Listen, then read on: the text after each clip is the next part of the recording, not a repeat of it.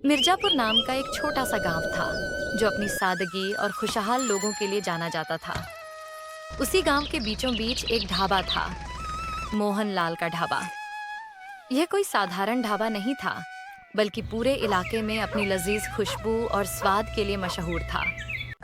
सुबह होते ही ढाबे से ताज़े घी, मसालों और गर्मा गर्म पकवानों की खुशबू पूरे गांव में फैल जाती थी।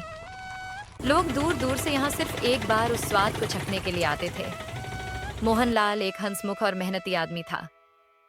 एक दिन दोपहर के समय जब ढाबे पर हल्की हल्की भीड़ थी, तभी दूर के गांव से दो थके हुए आदमी वहां पहुंचे। अरे आइए आइए भैया, मेरे ढाबे में आपका स्वागत है। बताइए क्या खाएंगे आप? अरे मोहनलाल जी, आपके ढाबे का नाम बहुत सुना है। इसी वजह से हम 50 किलोमीटर दूर से यहाँ खाना खाने आए हैं। अरे वाह, आप बिल्कुल निराश नहीं होंगे। मैं आपको ऐसा स्वादिष्ट खाना खिलाऊंगा कि आप याद रखेंगे। हमें तो आपके ढाबे की सबसे मशहूर दाल बाटी खानी है। बस इतनी सी बात। आप आराम से बैठिए, अभी आपके लिए देसी घी में डूबी हुई गर्मा गर्म दाल बाटी लेकर आता हूँ। दोनों आदमी पास की लकड़ी की बेंच पर बैठ गए। मोहनलाल तुरंत रसोई में गया और अपने रसोइये भोला से बोला, अरे भोला, जल्दी से 2 प्लेट दाल बाटी तैयार कर दे। और सुन, देसी घी खूब डालना, ग्राहक बहुत दूर से आए हैं। चिंता मत करो मालिक, आज तो ऐसी दाल बाटी बनाऊंगा कि उंगलियां चाटते रह जाएंगे। कुछ ही देर में गर्मा गर्म दाल बाटी की खुशबू पूरे ढाबे में फैल गई। भोला ने 2 प्लेट सजाकर ग्राहकों के सामने रख दी। पहला आदमी खुश होकर बोला, वाह, खुशबू से ही लग रहा है कि खाना लाजवाब होगा। दोनों ने खाना शुरू किया और हर निवाले के साथ उनके चेहरे पर खुशी बढ़ती गई। खाना खत्म करने के बाद वे दोनों संतुष्टि से उठे और मोहनलाल के पास आए। मोहनलाल जी, जैसा सुना था उससे भी बढ़िया स्वाद है आपके खाने का। हमें आपका खाना बहुत पसंद आया। अब तो हम बार बार यहाँ आएंगे। अरे भैया, मुझे बहुत खुशी होगी आपको फिर से खाना खिलाने में। अगली बार जरूर आइएगा। दोनों आदमी मुस्कुराते हुए वहां से चले गए। समय बीतता गया और मोहनलाल का ढाबा दिन ब दिन और भी ज्यादा मशहूर होता गया। स्वभाव में बदलाव आने लगा। जो मोहनलाल पहले हर ग्राहक का आदर करता था, वही अब घमंड में डूबता जा रहा था। उसे अब ग्राहकों की कोई कदर नहीं रही थी। एक गरीब आदमी कोने में बैठकर चुपचाप खाना खा रहा था। अचानक उसके हाथ से कांच का गिलास छूटकर जमीन पर गिर गया और टूट गया। आवाज सुनते ही मोहनलाल गुस्से से तमतमाता हुआ वहां आया। अरे ओ गरीब, यहाँ खाने आए हो या मेरे बर्तन तोड़ने? सेठ जी, माफ कर दीजिए, गलती से हाथ से गिर गया। मुझे कुछ नहीं पता, तुम्हें इस गिलास के भी पैसे देने पड़ेंगे। बेचारा गरीब आदमी पहले ही मुश्किल से खाने के पैसे जुटा पाया था। फिर भी उसने कांपते हुए जेब से पैसे निकाले और खाना व गिलास दोनों के पैसे दे दिए। मोहनलाल, इतना घमंड अच्छा नहीं होता। एक दिन तुम्हें इसका पछतावा जरूर होगा। बड़ा आया मुझे सिखाने, चल भाग यहाँ से। गरीब आदमी चुपचाप वहां से चला गया। अब ढाबा बंद करने का समय था। तभी एक बूढ़ा, कमजोर और भूखा भिखारी वहां आ पहुंचा। बेटा, अगर कुछ खाने को मिल जाए तो दे दो। कई दिनों से एक निवाला भी नहीं खाया। अरे ओ भिखारी, यहाँ से चला जा। तुम्हारे जैसे लोगों के लिए यहाँ कुछ नहीं है। भिखारी की आंखों में निराशा भर गई। वह धीरे धीरे मुड़कर जाने लगा, लेकिन कुछ ही कदम चलते ही उसका संतुलन बिगड़ गया और वह जमीन पर गिर पड़ा। अरे भोला, ओ भोला, जरा बाहर आ। ये भिखारी यहाँ गिर पड़ा है, इसे हटा यहाँ से। भोला तुरंत बाहर आया और भिखारी के पास गया। जैसे ही उसने उसे उठाने की कोशिश की, उसका चेहरा गंभीर हो गया। सेठ जी, ये तो मर गया। अरे ये मनहूस मेरे ढाबे के सामने ही क्यों मरा? सेठ जी, अगर किसी ने देख लिया तो सब यही कहेंगे कि हमने इसे खाना नहीं दिया, इसलिए ये मर गया। मोहनलाल कुछ पल के लिए सोच में पड़ गया, फिर धीरे से बोला, एक काम करो, इसे जल्दी से उठा के ढाबे के पीछे जो कुआं है उसमें डाल दो। और हाँ, किसी को कुछ पता नहीं चलना चाहिए। भोला थोड़ी देर हिचकिचाया, लेकिन मालिक के डर से उसने कुछ नहीं कहा। वह चुपचाप भिखारी को उठाकर ढाबे के पीछे ले गया और अंधेरे में उसे कुएं में डाल दिया। अगले दिन सुबह मोहनलाल ने रोज की तरह अपना ढाबा खोला, लेकिन उसके मन में हल्की सी बेचैनी थी। कल रात जो हुआ था वह उसे बार बार याद आ रहा था। तभी अचानक ढाबे के सामने 2 पुलिस वाले आकर खड़े हो गए। उन्हें देखते ही मोहनलाल के चेहरे का रंग उड़ गया। हे भगवान, कहीं ने कल वाली बात पता तो नहीं चल गई। अरे मोहनलाल, जल्दी से 2 वेज थाली लगा दे, बहुत भूख लगी है। यह सुनते ही मोहनलाल ने राहत की सांस ली और मुस्कुराते हुए बोला, अरे दरोगा साहब बैठिए, अभी आपके लिए गर्मा गर्म खाना लेकर आता हूँ। कुछ ही देर में मोहनलाल खुद थाली लेकर बाहर आया।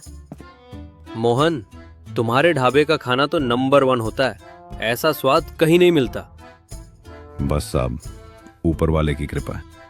लेकिन जैसे ही पुलिस वालों ने पहला निवाला खाया, उनके चेहरे बदल गए। अरे मोहनलाल, ये कैसी दाल बनाई है? कितना नमक डाल दिया इसमें? और ये रोटी तो बासी लग रही है। क्या कल का बचा हुआ खाना दे रहे हो? यह सुनकर मोहनलाल चौंक गया। अरे नहीं साहब, जरूर भोला से गलती हो गई होगी। रुकिए, मैं अभी दूसरी थाली लाता हूँ। वह जल्दी से अंदर गया और नई थाली लेकर आया, लेकिन दूसरी थाली का स्वाद भी वैसा ही खराब निकला। दोनों पुलिस वाले नाराज होकर बोले, पूरा मुंह का स्वाद खराब कर दिया। कैसा बेकार खाना बना रहे हो? इतना कहकर वे गुस्से में चले गए। तभी भोला वहां आया। अरे भोला, ये क्या कर दिया तुमने? आज खाना इतना खराब क्यों बना दिया? मालिक, मैंने तो रोज की तरह ही बनाया था और खुद चक्कर भी देखा था। खाना तो बिल्कुल ठीक था। थोड़ी देर बाद भोला ने फिर से पूरा खाना बनाया। उसने खुद चखा और बोला, हाँ मालिक, अब तो बिल्कुल सही बना है। इतने में 2 गांव वाले आकर बैठ गए। उन्होंने खाना मंगवाया और जैसे ही खाया, वे भी मुंह बनाते हुए बोले, अरे मोहनलाल, ये कैसा बेस्वाद खाना है? इसमें तो जरा भी स्वाद नहीं है। अब मोहनलाल पूरी तरह परेशान हो गया। वह भोला से बोला, अरे भोला, ये क्या हो रहा है आज? समझ नहीं आ रहा मालिक। बनाते समय तो खाना अच्छा होता है, लेकिन बाद में बेस्वाद हो जाता है। पूरा दिन इसी उलझन में निकल गया।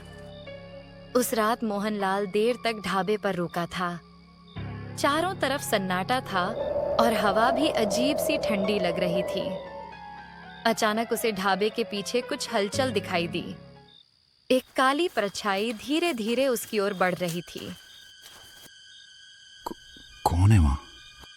कुछ ही पलों में उसके सामने एक भयानक भूत खड़ा था। लाल आंखें, काला चेहरा और डरावनी हंसी। मोहनलाल, मुझे पहचाना? कौन हो तुम? मैं वही हूं जिसे तुमने भूखा मार दिया और कुएं में फेंक दिया। यह सुनकर मोहनलाल के शरीर में सिहरन दौड़ गई और वह वहीं जमीन पर गिरकर बेहोश हो गया। उस रात ढाबे के आसपास अजीब सी आवाजें गूंजती रहीं, जैसे कोई बदला लेने के लिए लौट आया हो। अगले ही दिन सुबह पूरे गांव में एक ही चर्चा थी। मोहनलाल के ढाबे से रात में अजीब अजीब डरावनी आवाजें आ रही थीं। चौपाल पर बैठे एक गांव वाले ने कहा, अरे भाई, मैंने खुद सुना। रात को ढाबे की तरफ से किसी के चिल्लाने और रोने की आवाजें आ रही थी। मुझे तो लगता है वहां कोई भूत प्रेत है। उधर जैसे ही भोला ने यह सब सुना, वह घबराकर तुरंत मोहनलाल के घर की ओर दौड़ा। दरवाजा खोलते ही उसने देखा कि मोहनलाल का चेहरा पीला पड़ा हुआ है। मालिक, ये क्या सुन रहा हूं मैं? गांव वाले हमारे ढाबे के बारे में क्या क्या कह रहे हैं? भोला, बहुत बड़ी मुसीबत आ गई है। अब हम नहीं बचेंगे। अरे मालिक, ऐसा क्या हो गया? जो गांव वाले कह रहे हैं वो सब सच है। कल रात मैंने ढाबे पर भूत देखा था। यह सुनते ही भोला सन्न रह गया। क्या? भूत? हाँ भोला, और वो कोई और नहीं, वही भिखारी है जिसे हमने कुएं में फेंक दिया था। नहीं मालिक, यह सच नहीं हो सकता। ये सच है भोला, वो हमसे बदला लेने आया है। अब हम नहीं बच सकते। मालिक घबराइए मत, मुझे एक भूत भगाने वाले बाबा के बारे में पता है। अगर कोई हमें बचा सकता है तो वही बाबा है। चलिए अभी उनके पास चलते हैं। दोनों तुरंत उस बाबा के पास पहुंचे जो गांव के बाहर एक पेड़ के नीचे बैठे थे। कहो, किस परेशानी में आए हो? बाबा, मुझसे बहुत बड़ी गलती हो गई। और फिर उसने पूरी घटना बाबा को बता दी। भिखारी को खाना न देना, उसकी मौत और फिर उसे कुएं में फेंक देना। सब सुनने के बाद बाबा कुछ देर चुप रहे, फिर बोले, तुमने बहुत बड़ा पाप किया है मोहनलाल। इसका उपाय है, लेकिन आसान नहीं है। आज रात हमें तुम्हारे ढाबे पर हवन करना होगा, तभी पता चलेगा कि वह आत्मा क्या चाहती है। रात का समय था, चारों तरफ सन्नाटा पसरा हुआ था। मोहनलाल का ढाबा आज पहले से ज्यादा डरावना लग रहा था। ढाबे के बीचों बीच भूत भगाने वाले बाबा हवन कर रहे थे। आग की लपटें उठ रही थीं और मंत्रों की गूंज पूरे माहौल को रहस्यमयी बना रही थी। मोहनलाल और भोला हाथ जोड़कर एक कोने में बैठे थे। उनके चेहरे पर साफ डर दिखाई दे रहा था। बाबा ने गंभीर आवाज में कहा, ध्यान रखना, अब कोई भी अपनी जगह से नहीं हिलेगा। अगर कोई हिला तो वो आत्मा उसे मार डालेगी। यह सुनते ही दोनों और भी डर गए। बाबा जोर जोर से मंत्रों का जाप करने लगे। अचानक हवा तेज चलने लगी, आग की लपटें हिलने लगीं और तभी एक काली परछाई धीरे धीरे प्रकट हुई। बताओ, क्या चाहते हो तुम? क्यों इन लोगों के पीछे पड़े हो? इन लोगों ने मुझे खाना नहीं दिया, मैं भूख से मर गया।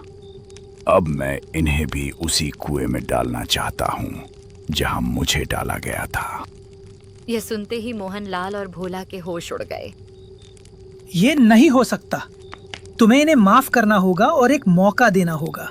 आत्मा कुछ पल चुप रही, फिर बोली, ठीक है, लेकिन एक शर्त पर। क्या शर्त है? अगर ये वादा करें कि अब से ये हर गरीब को खाना खिलाएंगे, चाहे उसके पास पैसे हों या नहीं। यह सुनते ही मोहनलाल तुरंत हाथ जोड़कर बोला, मैं वादा करता हूँ, आज से मैं हर गरीब को मुफ्त में खाना खिलाऊंगा और सबकी इज्जत करूंगा। हाँ, हम दोनों मिलकर सबकी मदद करेंगे। ठीक है, मैं तुम्हें छोड़ देता हूँ। इतना कहकर वह परछाई धीरे धीरे गायब हो गई। मोहनलाल ने राहत की सांस ली। अगले दिन से मोहनलाल पूरी तरह बदल चुका था। अब उसके ढाबे पर जो भी गरीब आता, वह उसे मुफ्त में खाना खिलाता और सम्मान के साथ बिठाता। गांव वाले भी यह बदलाव देखकर खुश थे, लेकिन असली सच कुछ और ही था। ढाबे से थोड़ी दूर एक पेड़ के पीछे वही भिखारी और बाबा खड़े थे और सब कुछ देख रहे थे। बाबा मुस्कुराते हुए बोले, लगता है हमारा प्लान काम कर गया। हाँ बाबा, अब मोहनलाल सच में अच्छा इंसान बन गया है। लेकिन एक बात बताओ, तुम उस कुएं से बाहर कैसे निकले? अरे बाबा, मैं तो बचपन से ही कुएं में खेलता आया हूँ। रस्सी के सहारे आसानी से बाहर आ गया। दोनों जोर से हंस पड़े।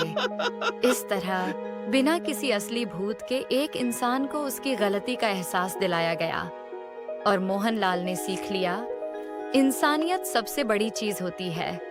घमंड का अंत हमेशा बुरा होता है और कहानी का अंत यही होता है।